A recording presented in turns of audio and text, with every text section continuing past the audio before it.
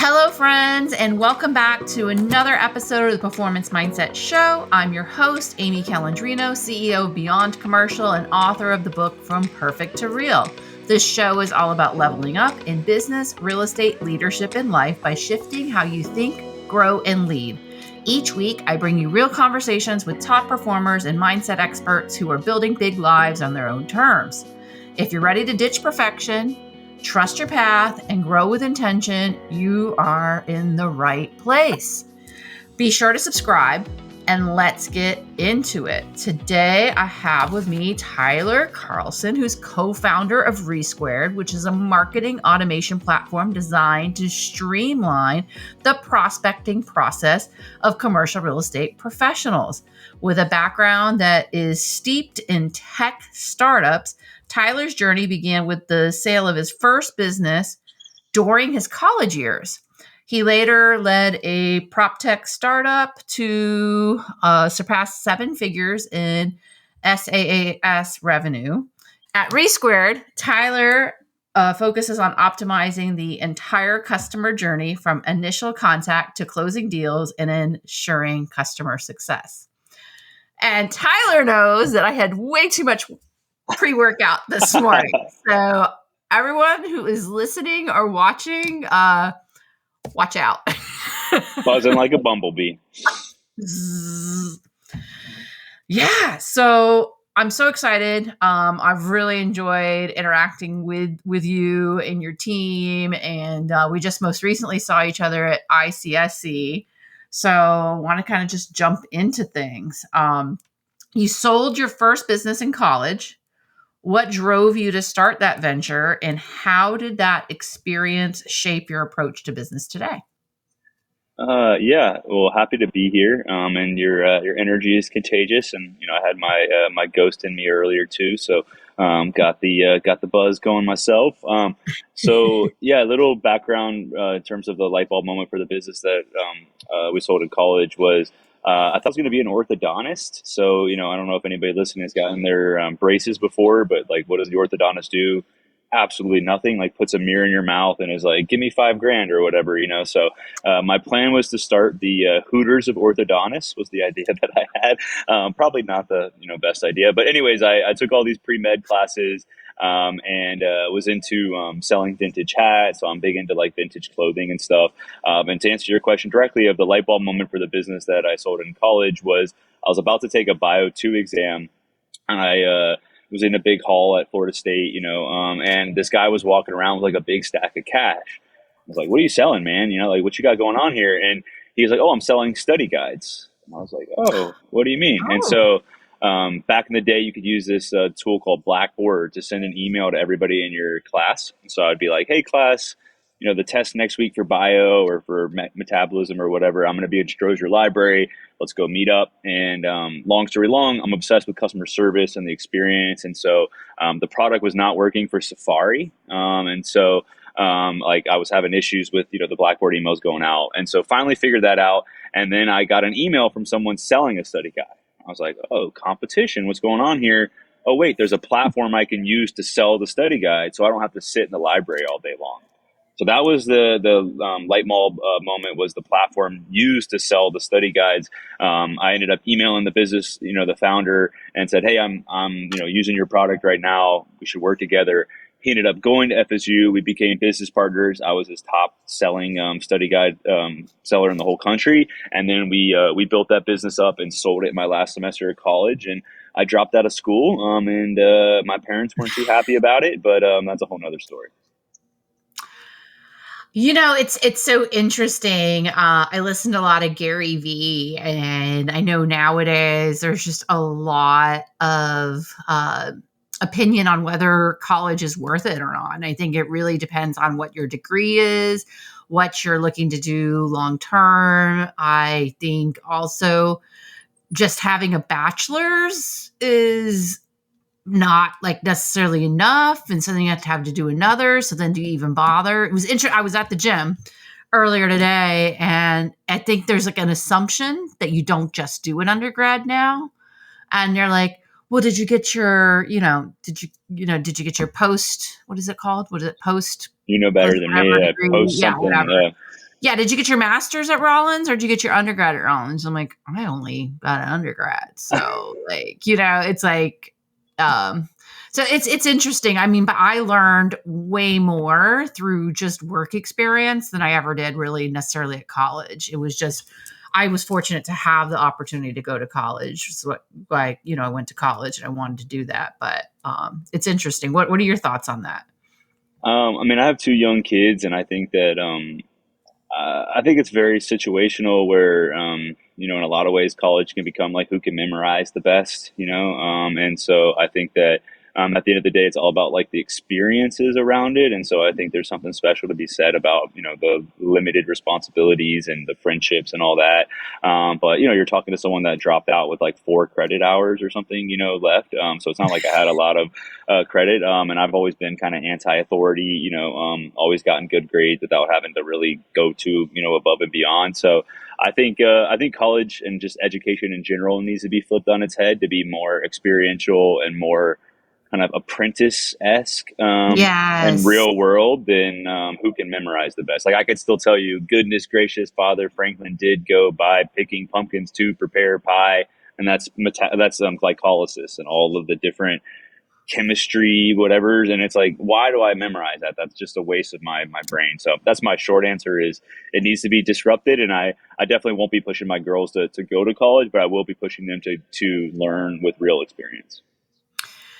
Yeah, it's interesting. I first started working when I was like 13, and that was like when my first like business was. And I worked full time, went to school full time. And when I went to college, I got a hell of a lot more out of working at the law office during the day than I did necessarily going to college at night.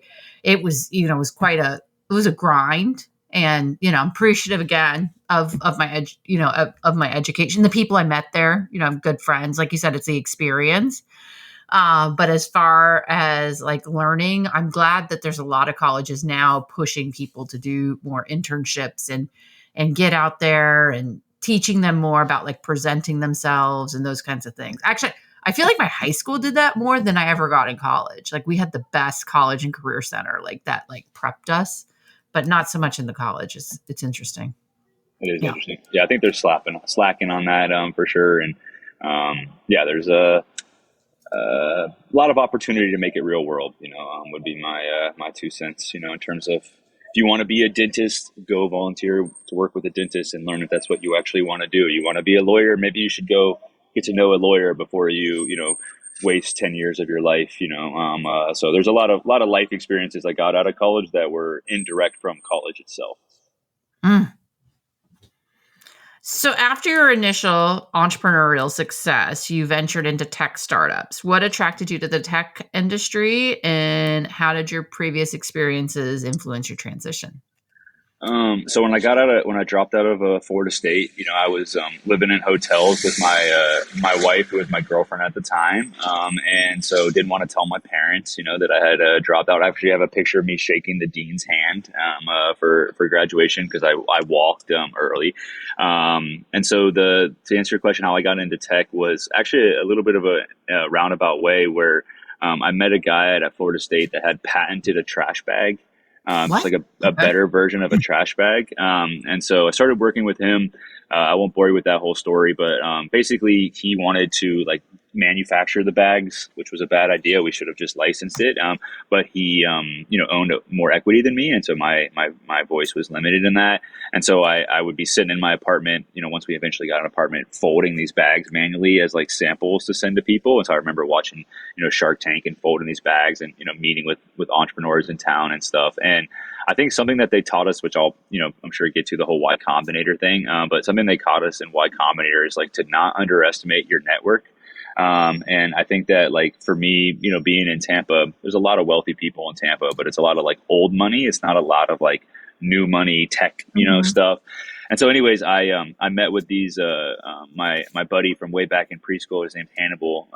And he was building SiteZeus, and SiteZeus essentially is a great company still around today, and it solves the problem of adding data behind site selection. So if you're a growing brand, you don't want to just like pick a site because your broker told you to pick the site, right? I'm sure they have a good perspective, but you get paid when the lease gets signed, not whether or not they ultimately.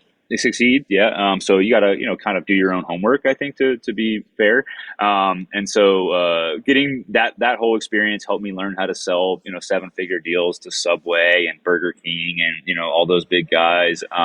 And so the answer to your question was, really just getting tapping into my network. I've always been entrepreneurial, whether it was like, the study guide thing. I used to have a moving service, used to do a camp. I used to, spray paint the numbers on curbs, so I've always done random stuff, and more I won't even say.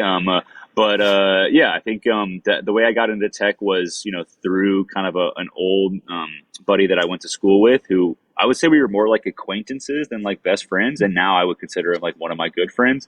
And so that was kind of how I got into that world, and lots of like computer modeling and mobile data and, all of that kind of stuff. You sound like you're just one of those people that you can get like exposed to something, you're curious about it, and you kind of just like dive right into it. Yeah, I think so. I think I'm very anti-authority. I don't like people telling me what to do. And so, but I also am just genuinely curious, which is why I'm, one of the many reasons I love ChatGPT is I feel like I'm always like, what is a junk bond? Can you explain that to me? So yeah, definitely very curious. I'm obsessed with Audible. I think I've listened to like 9 months of audiobooks. Go get From Perfect to Real on Audible if you're listening to this, too. But anyways, I'm an Audible. Did you hear it after ICSC, or you started it? I have not. I bought it, but I have not listened to it. I'm on like this humongous Rockefeller book that's like 21 hours. So I will get around to it and get you a text. I'm committed to that, but I'm about halfway through this mammoth Rockefeller book called Titan. Which Rockefeller book? Titan. Okay. It's good. It's really good. I'll have to read it. I love to read, so obviously. So yeah, so then you got involved with that company, and then obviously, lots of things happened, but then you founded Resquared. How did you discover this need, and how did that all come to fruition? So it started where I had met. So at SiteDeuce, we had a bunch of data partners. So to predict the success of a Burger King, you need to know like cell phone data. You need to know like traffic data, demographic data, psychographic data, competitor sales data, right? So we had all these different data partners. And I met Griffin, who's my business partner at Resquared, through his last company. And I remember we would walk the floor in Vegas together. I remember getting a lunch with him and the greater team in Cincinnati, where he was based. I remember he had like a super swole bicep, and his like bicep vein it's not quite as swole as it was. We've been working too hard, but I love you, Griff, but I'm just being honest. So anyways, I met Griffin through Spatial, and he actually had the light bulb moment for Resquared. And the light bulb moment was I was focused on the brand side of the business. So like I said, Jimmy John's, Burger King, Kroger, these are people that I flew to their corporate office and, along with the team. Inspire Brands, is the entire portfolio, there, Raising Cane's, folks like that. And so he had the light bulb moment where he was on the other side, more so on the landlord side. And something that he realized in working with his landlord clients was that, if I own a shopping center that has a Target or a Target in it, right, as my mom likes to call it, I call it Target. There you go, and then it's got like a little, Chinese restaurant, a dry cleaner, a yoga studio. As you know better than most people, right? You have to give free T&I and incentives to Target to come to your center. And so really where you make your profit, in terms of the bottom line is with the local businesses. But the local businesses are also the hardest to sell, right?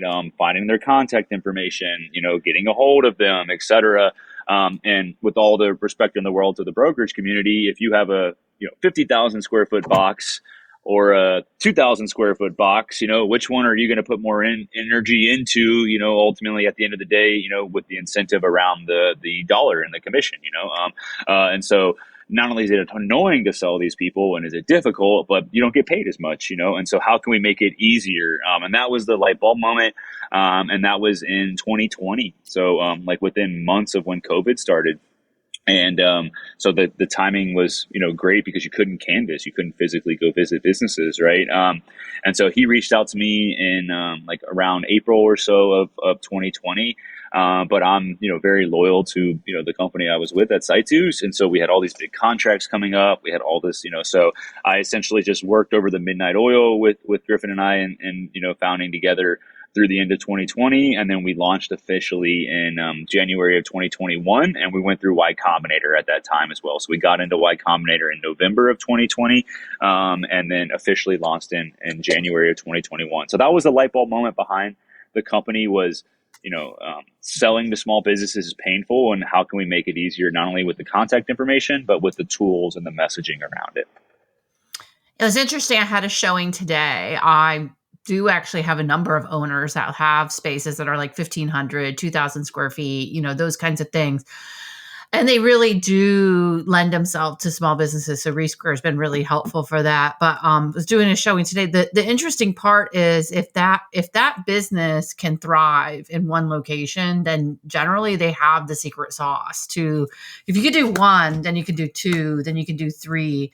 That first space is definitely like a filtering, and so, I'm there talking to the business owner and I'm like, what were your numbers where you are now? And, why do you think you could do better in this space? And, and I just run through it and I'm like, okay, that's a good fit. And so then I tell my owner, I'm like, this is going to be good, but it's interesting. Like, so I think a lot of the tenants that you guys are looking for that are local, generally you're looking to see what their, Yelp reviews are. And then, if they have one or two or three locations, just depending on the different properties. But I think it's really smart. You don't want to necessarily get like a startup. Like it's those that are already kind of like done at least one or two locations. You generally, if you've done that, you've already worked out your kinks.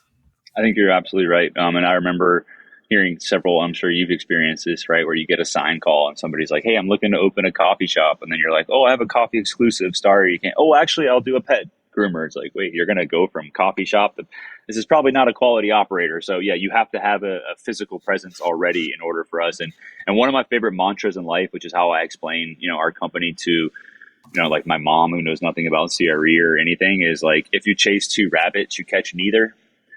And how important like focus is in life, right? And so the rabbit we chase is local businesses. I can't tell you how many times people have been like, well, can you get the landowner's contact? Could you get, Chick-fil-A's contact? We could, but that's not our focus. And so I think that, the other way I explain it to people in the same vein is like, we're like the yellow pages of 2025, right? Like we have all the local business data, but the secret sauce behind it all is we're sending out millions of emails, every month and different forms of contact, Facebook, et cetera. And so we have all this data around what businesses are growing, which ones aren't. What do I put in the subject line for a med spa owner versus what do I put in the subject line for a coffee shop, and what's the right call to action, and, all that. So we have kind of, as you think of the AI world, we have all this training data, of tens of thousands of businesses, every few months that are looking to grow. And now we can kind of feed our engine. So that's kind of the overview. Well, I love it because I'm your neighborhood gal over here, like in Orlando, and I'm all about, small and medium sized like businesses like here and local families. Actually, it's like found out about your product through like strip mall guy, Don Tepman. And his funny tweet is like, people are always like, oh, you always work with local credit tenant people. What is their credit? Well, what's their credit? Like, sitting right here, like it's like they're everything. They don't have all these different layers and all these different things. Like, I mean, I think it's a lot easier for like a Bed Bath & Beyond or this large company just to kind of like walking away versus a family that's going to jeopardize, probably their kids' chances of going to like college and all these other things. I think that the local credit tenant like is often superior in my mind. And also they're going to be the people that are like at the Rotaries or at the like sponsoring the Little League games and really much more involved in the neighborhood to a greater degree. And they're really helping to like shape our communities. But that's my take. I agree. I think if anybody listening said, what's your favorite restaurant? What's your favorite fill in the blank? Probably a local operator. And it's something you can't fake caring. I remember it got messed up with COVID, but there's a lunch place in Tampa that was here for a while. That you would go and the grandmother would come out and give you little hush puppies with the dipping sauce. And they had like literally perfect Yelp reviews. Like I think they had like literally a 5-star, Google Yelp review or whatever. But yeah, I think at the end of the day, everybody's walking around with a sign on them that says "Make me feel important," which is a Mary Kay quote. And I think nobody can do that like a local business operator. That's true. I'm not going to tell you that like Chili's is my favorite restaurant, because that's not the case. It's like, sure. but I do have like a favorite favorite like sushi. I have a favorite steak. I have all my like little favorite places. And what's fun is like then you're running into like all the different friends, Well, every startup faces a challenge, right? And so we kind of just talked about that as a business owner grows and gets multiple spaces. Can you share a significant obstacle that Resquared encountered and how you and your team overcame it? Yeah, I think there's so much. I think just building the business and building a family, and my wife is also self-employed as well, so that kind of compounds the wires crossing here. I think probably one of the earlier two things I would share. One, the thing that they talked about in Y Combinator, a tactical goal tactical tip for folks listening is they talk about how important week over week goals are, and week over week like sales goals, especially because everybody's got a yearly goal, everybody's got a quarterly goal, most people have the monthly goal, but are you looking week over week? And in NYC, which is like the greatest accelerator ever, right? You have Dropbox. Yeah, Airbnb, I wanted to talk Coinbase. about you. This is your third time you brought up YC, and like, do you want to talk after we talk about these 2 points or now? Yeah, Sure. Basically, if is kind of the it's basically like the Harvard of startups, in terms of like the credibility, and essentially they write you a check, they take a chunk, you go through like a batch, and then they do this demo day where you can present to all the big investors, and it's makes it a lot easier to raise money, and then just the network have and so if anybody listening knows what it is, they'll know, and if they don't, you should apply if you're interested in it. But it's kind of like it's exactly as I described. But the piece that's key about it that I was going to highlight with the week over week goals is nobody in my immediate family are entrepreneurs, and so they're both professionals. My mom's a pharmacist, my dad's a lawyer, so definitely had everything I wanted as a kid, and daddy was always there for soccer games and hockey games or whatever, but the bone of risk and entrepreneurialism was not around me. And so YC in a lot of ways was like my startup parents, right? And I shared earlier, like my anti-authority mindset. And there was so basically this week over week goal thing, which I think is a tactical thing for everybody listening, especially if you want to start a business. I think this is so important. So you're not just pushing things off, is you would meet every week. 1 week would be just with the batch of other companies that are similar to you. And then the next week would be with the batch and the group partners. And the 2 rules were you had to set a goal and say if you hit it or not. And the second rule was you could bring a problem to that. But if you brought the problem more than once, they would tell you to F off, like straight up. They would just be like, we don't talk about the same problem more than once. Like you get your help, but if you're having the same problem, that's on you, right? And so I think that's super tactical. And then, the piece around that was like just the emphasis. There's a ton of tips out of YC that I could spend a whole hour talking about that I won't, but I think I talked about like leveraging your network, and not being afraid to kind of tap your network. So I think the challenges that we overcame was going from founder-led sales to scaling a sales team is really difficult. Right. Like I made one LinkedIn post announcing that I was, we were launching Resquared, and we closed like over $250,000 off of that and annual revenue just off of one post. And this was back in 2021 or whatever. And so me and Griffin, grinded our way to the first $1 million in sales pretty quickly. And so how do you go from the guys that started it, that are living and breathing it, to other people doing it was a big challenge. And I think one of the unlocks to that was, we hired quite a few clients. And so Carl Brinkman, shout out to Carl, really helped us scale up, and be able to see through the perspective, as he was at Wine Garden. And was transitioning as they got acquired. So I think that was a big challenge that we overcame, and something they talked about in YC2 that I wanted to make the original point on, and then I'll shut up, is we hit every one of our weekly goals. So it was like a really big deal to us that and it would come in like hours before the meeting, right before the meeting, right? Which is the whole point of the exercise, is it forces you to take action every single day instead of pushing stuff to the next month or next quarter. And I remember one of the guys, on our call missed the call, and the group partner, who's kind of like the mentor, who's like a YC employee, would say, someday you're going to miss some weeks, then you're going to have some bad months, then you're going to have some bad quarters, and you'll probably have some bad years. You just got to keep going, And so I think just like with any business, right? I'm sure you've experienced it. Oh, yeah. The roller coasters of you're rocking off, and then it's this, and then it's like this, and then it's like this. And so I think if you could do week over week growth goals, and kind of break out of that founder-led sales motion, that was one big challenge we faced. A long about answer to that question. I love this whole week over week thing. I unknowingly to me myself, I don't know what shifted, but the last couple months I've been really tackling week over week. Like, what am I going to do? And I know last week I was at the Commercial Real Estate Influencer Summit. I have I have a few deals in there, but I said, on 2 contracts I'm working on, one on the listing side, one on the buyer side. I just told everybody, I'm like, we're going to finish these terms and sign these agreements by the end of this week.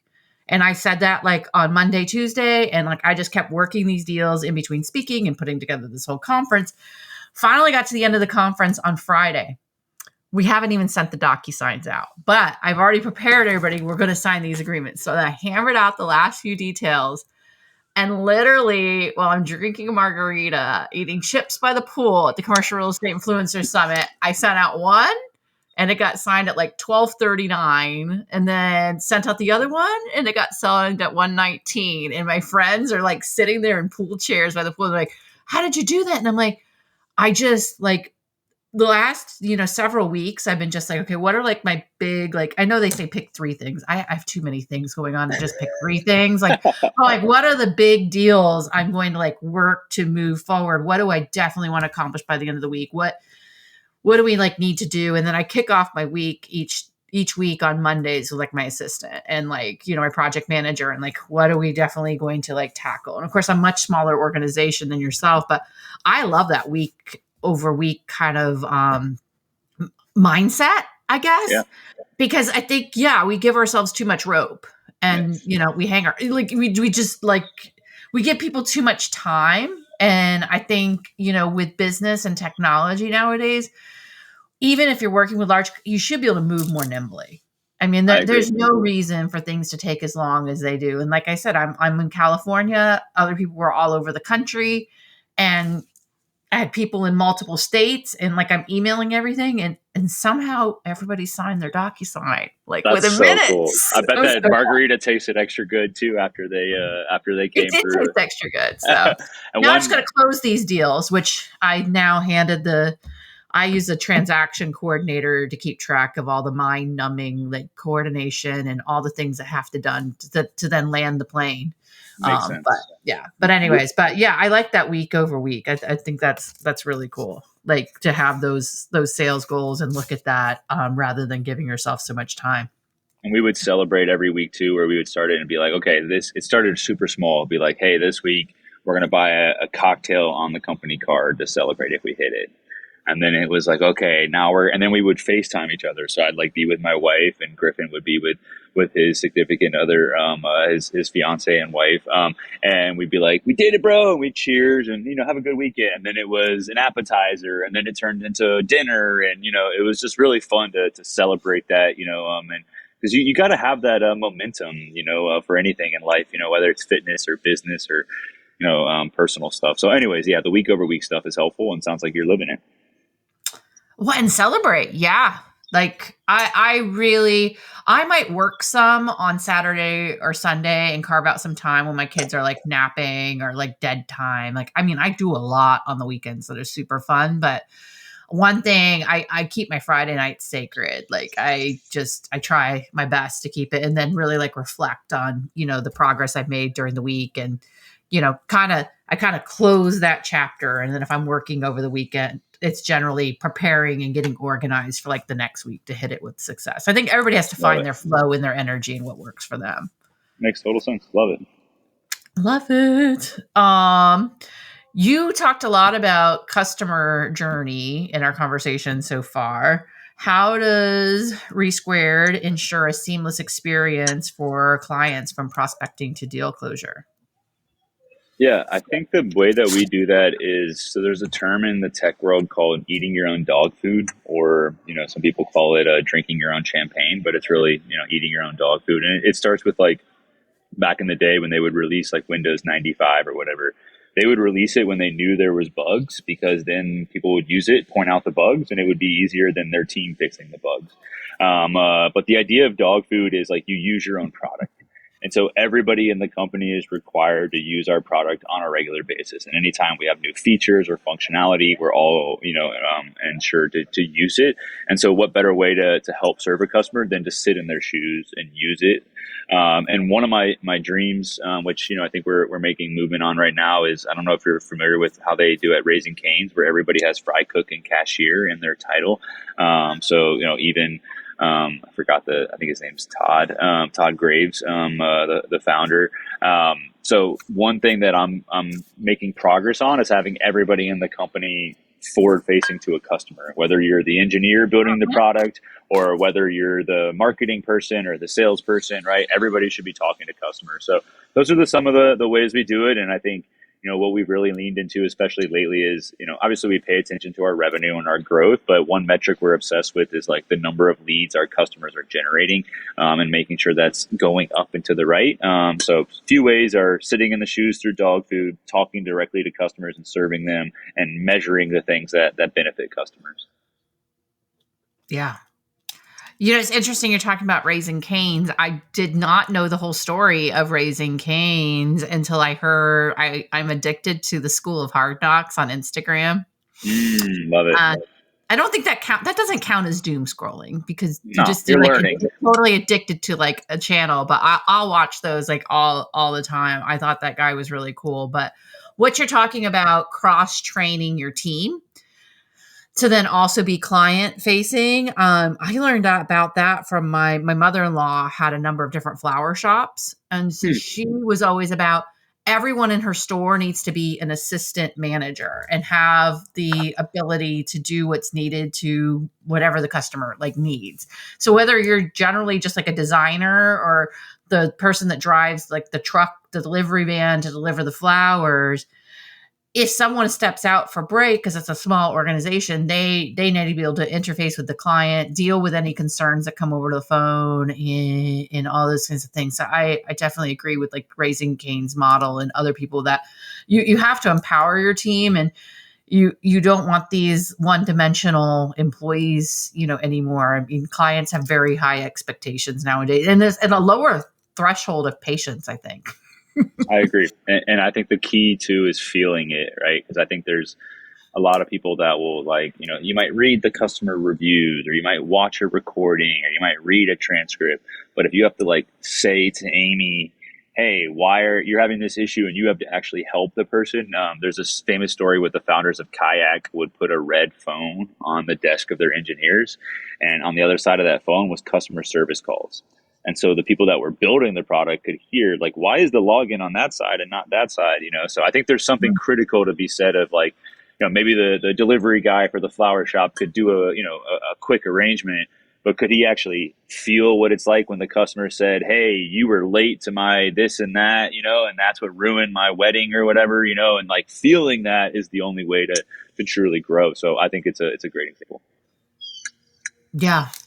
I think feeling it is so important, and you got to have people that have that kind of EQ, not just the IQ in your organization, because, well, as you know, you're mining these Yelp reviews for these companies, and it only takes one bad apple to kind of spoil the whole thing. And so you really have to there's just a much higher expectation nowadays. I agree.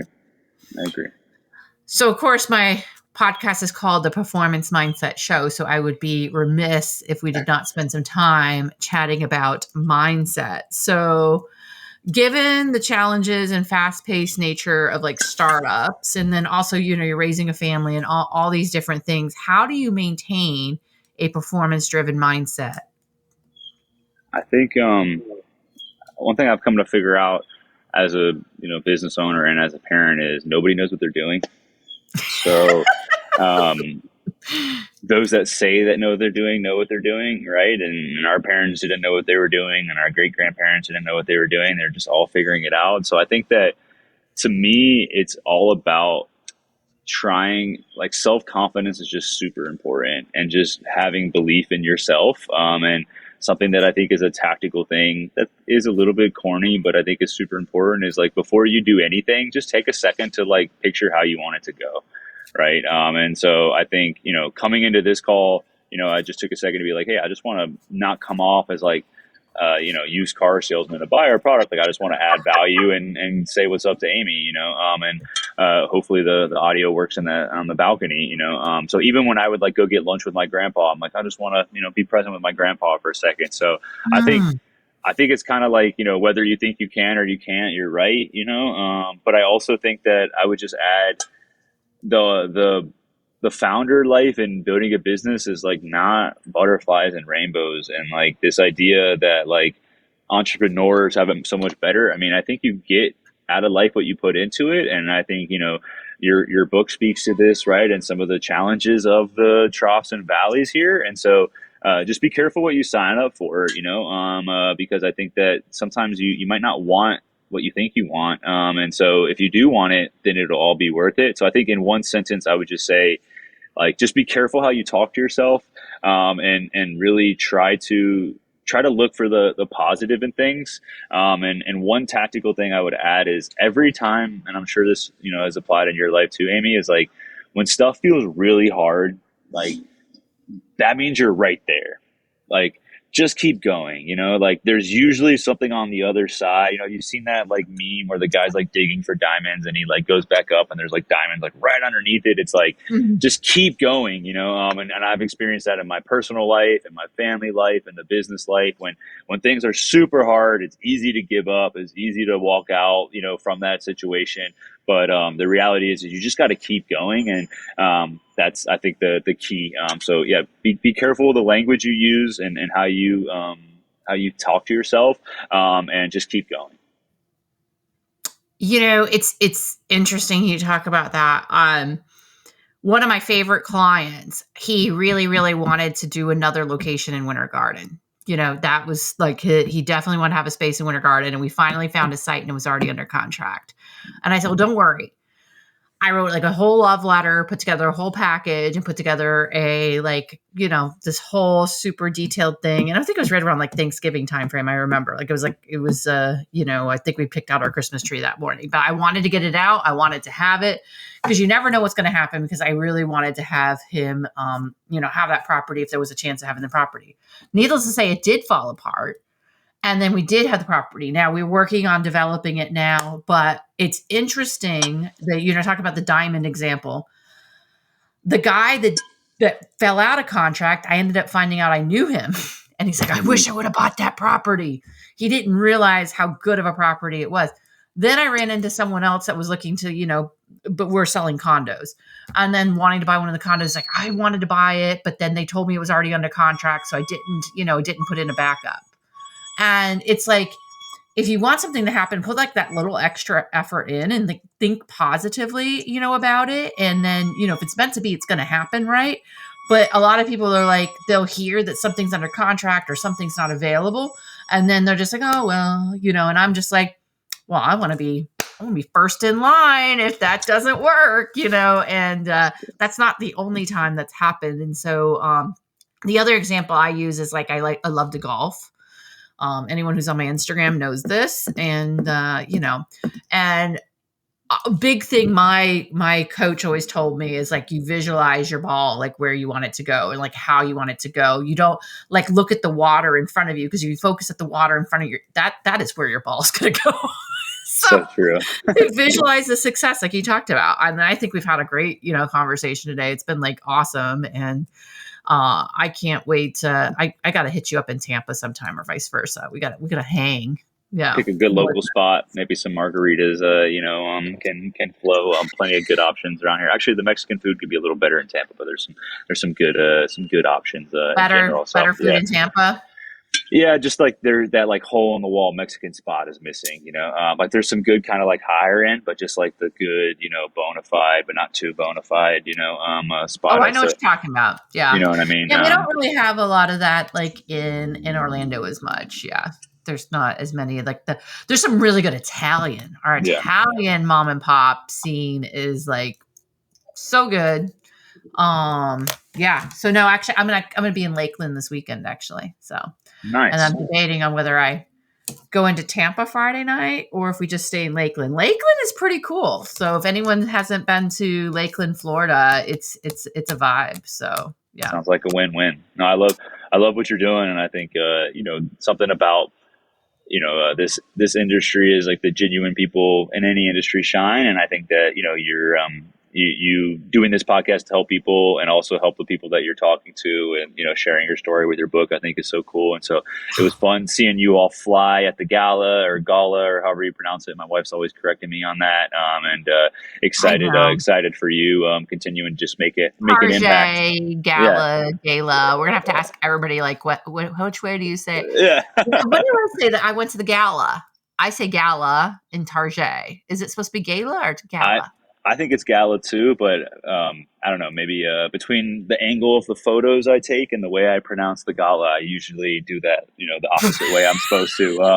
So you're higher. Why are you doing it so low? So I'm learning, I'm learning. I'm just kidding. She's awesome. And I didn't include in the story when I was living in hotels and doing the trash bag thing, she actually paid our rent for like 6 months.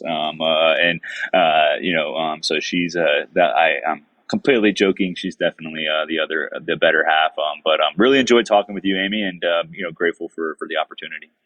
Isn't it better when you're doing life with someone who also believes in you?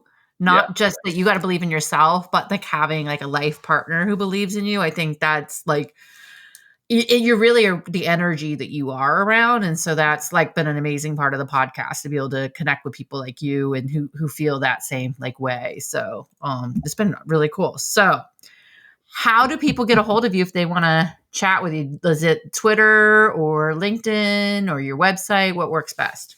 We're finally entering a good scale mode now where I'm going to be kind of unleashing my content back here over the next few weeks. So got some stuff, cooking finally to just kind of add some more authenticity to LinkedIn and less, kind of deal bragging and more, vulnerability and stories. So I would say LinkedIn, I think it's linkedin.com. Tyler W. Carlson, I think, is the URL. And then I think if anybody, needs any help with prospecting for anything, if you're trying to get a hold of whether it's a local business owner or a big company, that's kind of my bread and butter is selling and prospecting. And so one quick tip on that is do not ask for the meeting on the first email. Please, see if there's a middle ground of can you share more information or whatever. So anyways, my LinkedIn for me personally, and then re2.ai is our website, and would love to show how we could help you fill any of your vacancies. Have you heard of Mo Regalado? Sounds familiar. She's the social media like guru for Bob Knackel and Rod Santomassimo, and she calls that "you've been pitch slapped." I love that. I'm gonna have to say what's up to Mo here. That's real. Come on, can we dance a little bit before like you're just going in? Like, here's your lease.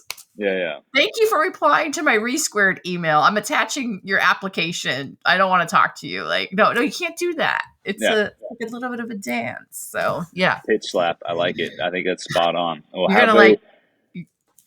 going to steal that, huh? I'm going to. And I hope you have an awesome time in Lakeland / Tampa and enjoy that Friday night, special time.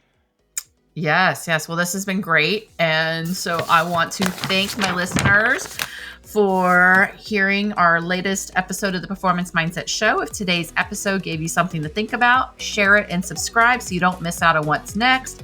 Want to go deeper? Grab my book, From Perfect to Real. It's all about dropping perfection and thriving your own way.